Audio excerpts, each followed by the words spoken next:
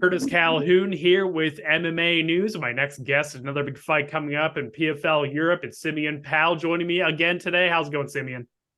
Yeah, I'm good, thank you. Thank you for having me. Absolutely, man. Thank you again for the time. Really do appreciate it. I know you obviously have a lot going on right now with this another big fight coming up in PFL Europe, September 30th. Just kind of talk to me about how pumped you are to get back in there. I know it's been kind of a long camp for you. Yeah, no, I'm excited. Yeah, it's been 6 months since the last fight, but yeah, I've been in camp for about 12 weeks, man. It's a long one. I wanted to be in the best shape possible, and just excited to put on a show. Yeah, having 6 months in between fights like that, is that something that was kind of an adjustment for you to make? Like having so much time in between, like were you able to travel overseas to train at all in between fights, or kind of talk to me a little bit about that? Yeah, no, I didn't get to go overseas this time round, but I'm definitely gonna go overseas in the future. But it's been a blessing, really. Like, I think when we last talked, I still had a job. I was still juggling both careers, but like now I'm just fully focused on MMA, and like the levels have improved. The I'm enjoying training much more. Do you know what I mean? I'm living the full fighters lifestyle, and yeah, it's been good. I want to ask you about that too, like having the time and the opportunity now to be fully immersed in MMA, right? And having that full focus in MMA and not having to worry about, another job or anything like that. Like in terms of your overall quality of life and your happiness and all that, like just kind of talk to us a little bit about what that's been like for you. No, it's like I can't complain. Like, I'm literally, bills get paid.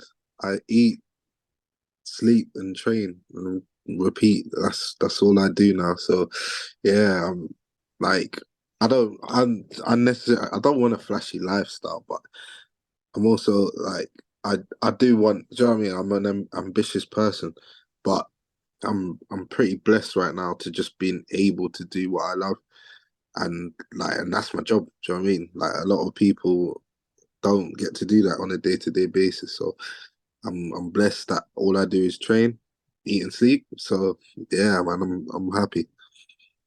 For those that don't know, talk to us a little bit about what your last job was and what those conversations were like when you told your family and friends like, "Hey, I'm going to be a full-time MMA fighter now." Um, you know what? Um it was interesting because like I decided to do it because I was like, you know what, I've got to go all in now, and I told my mum ages ago that I wanted to drop out of school and just train. She's like, nah, get your qualifications. So mum knew this was on my mind for a while, but yeah, everyone around me, my family, my girlfriend, everyone, like, they're so supportive of what I do, and yeah, so like I can't fail, really. And like when you first mentioned that you were turning your full attention to MMA, was that kind of like was their first reaction kind of like, "Are you sure about this?" Like, obviously with the dangers involved and all that stuff, or what was kind of the reception like? Yeah, well, like, I feel like if I told them if I was like on a 5 fight losing streak, then maybe they would be worried. But like, I'm young, I'm undefeated. Like, there's a lot of, like, I think everyone can see the potential. So yeah, no, like, they were fully supportive. I think, sorry, you asked if what my job was before. I forgot to answer that.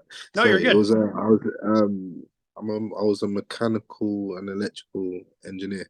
I was an apprentice, so I was doing an apprenticeship, and yeah, I finished it and I left.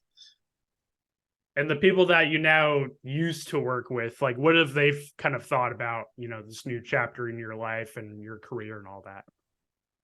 They were no, they were all that workplace has been great. Like, they were fully supportive of me when I was working there, and they still supportive now. Like, they still check in on me and stuff like that. They're great guys over there. And I want to kind of switch gears a little bit here because I spoke with Dakota Ditcheva the other day, and she spoke a lot about how you and Dakota are kind of arguably like the faces of PFL Europe right now, so to speak, right? So what has been kind of been like, getting all this extra attention? How have you been handling it and all that? Um, like I don't really notice it, to be honest. Like it is what it is. It's just part of the job. Like I guess they seen a handsome young man that they could put on posters. I guess. Do you know what I mean? But like I don't know. I'm myself. I'm training. I just do what I do. To be honest, all the other stuff is just extra to me. Like I don't really pay attention to too tough.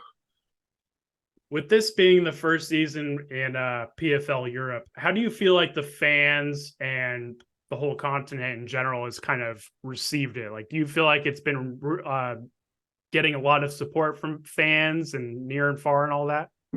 Yeah, no, for sure. I think it's gonna grow massively, and also like I feel like PFL is gonna get a lot of attention from fighters in Europe because an opportunity to make six figures in Europe is difficult without the power of like other promotions. You know what I mean? So, but PFL are giving you a route to make six figures and you know what I mean, change your life. So I feel like fighters from all over Europe are gonna really like push to be in this, be a part of this, and I think it's like open the eyes to MMA fans that like PFL are doing big things. And a huge benefit that you've kind of had too is that you get to work with Brad Pickett, Ashleigh Grimshaw, obviously two guys that have, seen the highs and lows and everything in between the sport. Like, what are some of the biggest things that you've learned from them in terms of how to be a professional and just kind of handle life in and out of the cage? Um, like they emphasize on them two always emphasize on being in the gym, being focused. All like you can't beat someone that's constantly in the gym, living the fighter's life. Even out of camp, just being in the gym, learning, like helping others. You know what I mean, just I feel like that's probably a big thing I've learned. Like just be in the gym. And having those guys in your corner and being able to learn from them, like, how much confidence does that give you? Because obviously, you're a naturally confident guy, right? Obviously, 8-0 in your career, but having those guys supporting you along the way and having their endorsement, that's got to give you a lot of confidence, right? Yeah, no, it's great. Like between them, I think they had like there's like 80 professional fights between them both.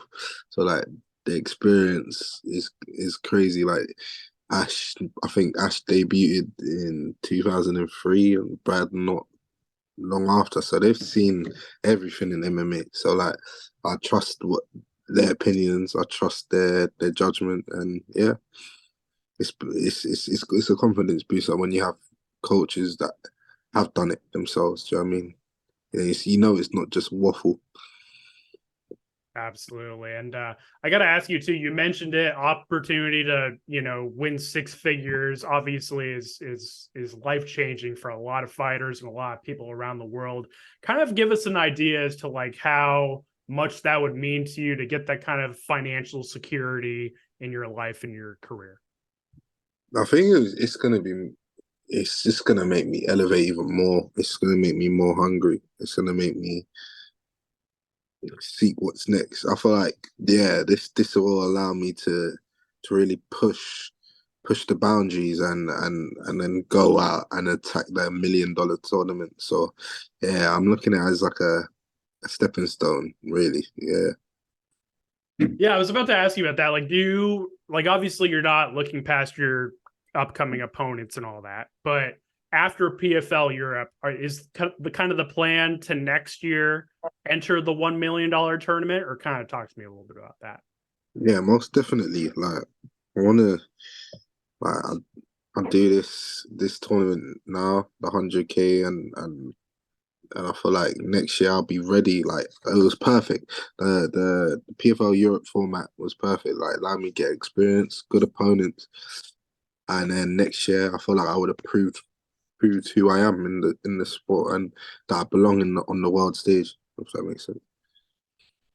initially, was it kind of difficult for you to practice patience and not just like shoot right up to the $1 million tournament? Or are you kind of looking at this as like a stepping stone, an opportunity to get more experience? So that way, when you enter that $1 million tournament, you have that experience to work with. Yeah, no, most definitely. Like I felt like I could compete in there now, but I'm I'm young and like there's nothing better than experience and getting more experience. So yeah, like I took on board what my coaches and my team said. Like they said they think I'm ready, but why rush? Like you're so young. Like build some experience, then go on the world stage and take the risk there. Have you been keeping tabs on, have you been watching some of the other light heavyweight fights in the $1 million tournament? What have you made of it so far? That there's a lot of juice heads in the division. That's what I learned. Like a lot of guys got popped for steroids, but um, yeah, like I don't know. It's a weird one, man, because like I there's some good fighters. Like they're good fighters, but I just think I'm better if I'm truly honest. And yeah, the guys that have got banned for steroids, I don't know. Like, I don't know if they'll be back. So I think they're gonna need some like heavyweights to come and fix that division up. So I'll be waiting for the call after I beat up everyone in Europe. When the news broke of all those you saw the suspensions and all that, like did that give you pause? Like were you concerned at all, like in terms of like, hey, like I don't know if this is the best idea in terms of potentially entering the $1 million tournament if some of these guys are using steroids, or what was kind of your reaction to that?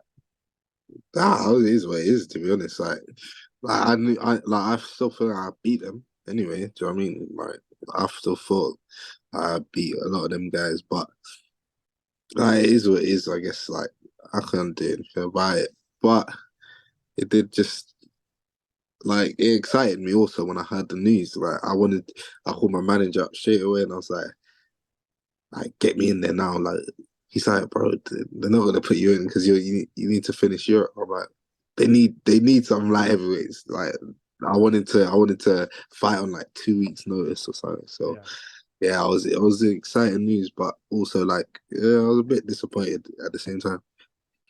I got you, man. And one last question for me. Once again, I really do appreciate the time. I know you got a lot going on right now. I just want No to give stress, you the bro. platform to give your message to the fans and everybody that's followed you on this journey. And what kind of performance can they expect on September 30th? Oh, you're gonna see the best Simeon Powell yet. Um, yeah, I'm in the gym, I'm grinding, I'm grafting, and that's it, man. You're gonna really see some action for sure. Absolutely, man. Well, Simeon, it was great to chat with you. Great to catch up, pick your brain a little bit, and all the best with these next few weeks. And I'm sure we'll chat again soon, man. Thank you so much for the time. Appreciate it. Thank you, man.